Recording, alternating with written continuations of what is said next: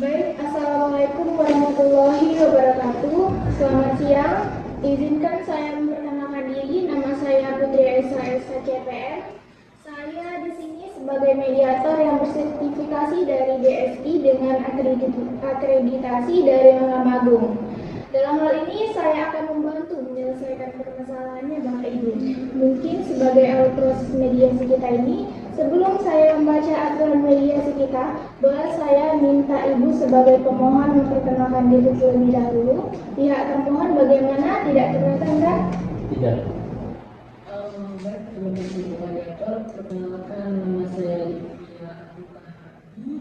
Saya di sini adalah seorang ibu rumah tangga dan saya beralamat di Kota Losmawe. Terima kasih Bu. Saya Rizky Ananda, sebagai pekerja swasta di Kota Losmawe dan bertempat tinggal juga di Kota Losmawe. Baik Bapak Ibu, terima kasih atas kesediaan Bapak Ibu untuk hadir saat ini dalam usaha kita menyelesaikan persoalan Bapak Ibu dalam bentuk mediasi. Proses ini adalah untuk mencari kesepakatan demi kebaikan kita semua. Proses kesepakatan ini memang sesuai aturan pasal 1 ayat 7 Perma nomor 1 tahun 2016. Adapun saya sebagai mediator merupakan pihak netral yang membantu Bapak Ibu dalam proses perundingan guna mencari berbagai kemungkinan penyelesaian sengketa tanpa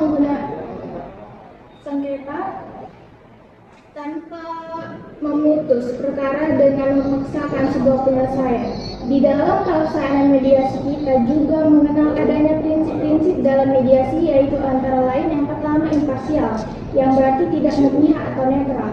Yang kedua tidak punya hak memutus karena keputusan diambil berdasarkan kesepakatan para pihak.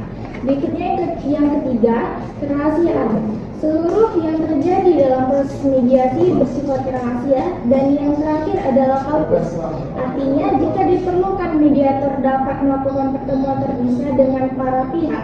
Baiklah, untuk mempersingkat waktu akan saya bacakan tata tertib selama melakukan proses mediasi atau perundingan hari ini. Yaitu yang pertama, para pihak harus berbicara secara bergantian setelah dipersilahkan mediator. Yang kedua, para pihak tidak boleh saling memotong pembicaraan. Yang ketiga, para pihak tidak saling menyerang baik secara kata-kata maupun fisik. Yang keempat, para pihak jujur tanpa adanya yang disembunyikan. Tidak merekam isi pembicaraan. Baiklah, apakah Bapak Ibu setuju dengan kesepakatan terhadap tata tertib tersebut?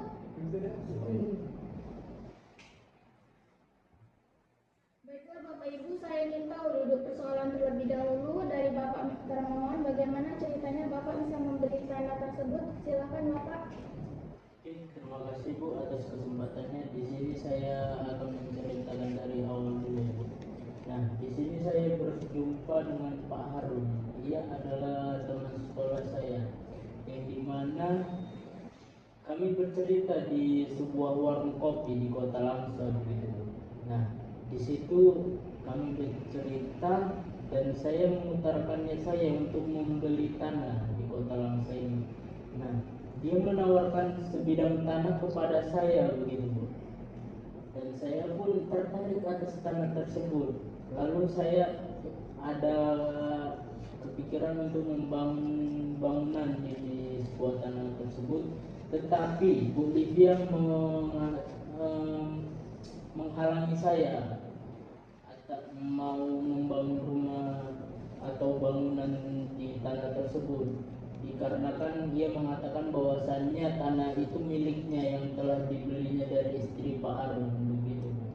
Baik Pak, selanjutnya saya ingin tahu apakah Ibu Livia saat membeli tanah tersebut dari istri Pak Harun sudah melalui proses yang diatur oleh undang-undang, dan apakah Ibu sudah memiliki hak milik atas tanah tersebut? Baik, terima kasih mediator. Sebelumnya proses awal jual beli yang terjadi antara saya dan istri Pak Harun ini terjadi pada saat di sebuah pengajian di rumah tetangga kami. kebetulan saya dan istri Pak Harun ini berteman dekat. Jadi kesepakatan perjanjian jual beli ini hanya terjadi antara kedua belah pihak kami saja, tanpa ada pihak lain yang mengetahuinya. Namun istri Pak Harun, beliau ini sudah menyerahkan sertifikat jual belinya kepada saya, dan saya pun juga sudah melunasi uang tersebut kepada istri Pak Harun. Seperti itu. Baik Bu, berarti di tangan Ibu ada sertifikat jual beli tanah ya Bu, bukan sertifikat hak milik? Iya Bu, sertifikat jual beli tanah. Baik Bu, secara hukum beda proses pengeluarannya, tetapi sama-sama dapat dijadikan sebagai alat bukti Bu. Cuma kekuatannya lebih kuat sertifikat hak milik, sedangkan di tangan Pak Rizky, Bapak ada sertifikat jual beli saja atau sudah ada bersertifikat hak milik? Kalau bercerita tentang sertifikat hak milik belum Bu, karena belum ada waktu untuk mengurusnya. Tetapi sertifikat jual beli ada Bu. Jadi Bapak Ibu, setelah mendengarkan keterangan Bapak Ibu, saya perlu mencari keterangan yang lebih lagi dengan bertemu langsung dengan Pak Harun dan istrinya. Tetapi itu nanti saja kita lakukan karena perlu Bapak Ibu ketahui bahwa proses jual beli tanah itu memerlukan proses yang tepat hukum dan perlu sertifikat yang dicatatkan di BPN daerah di mana lokasi tanah tersebut sehingga memiliki kekuatan hukum yang kuat.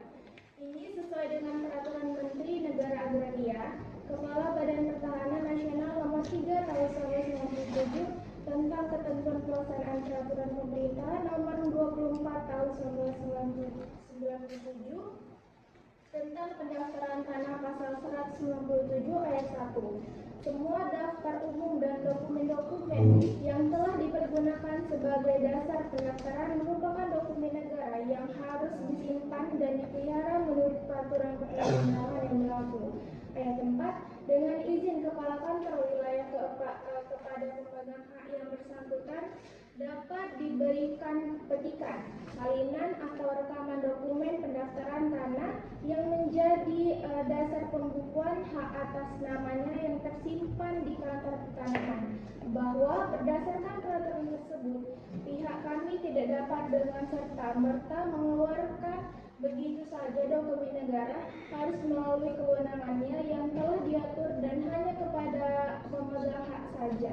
Ini artinya semua prosedur hak harus mengikuti aturan yang berlaku. Baik Bapak Ibu, untuk menyelesaikan soal Bapak Ibu, kita perlu melakukan konsep dengan pemilik tanah sebelumnya, mendatangkan ahli dan saksi. Untuk itu pertemuan kali ini kita tunda dan akan kita bahas kembali setelah kita mengetahui maksud Pak Harun dan istrinya. Apa sama-sama tidak mengetahui bahwa tanah ini telah dijual atau bagaimana? Kita akan mengatur jadwal ulang kembali dan mudah-mudahan bisa segera terselesaikan.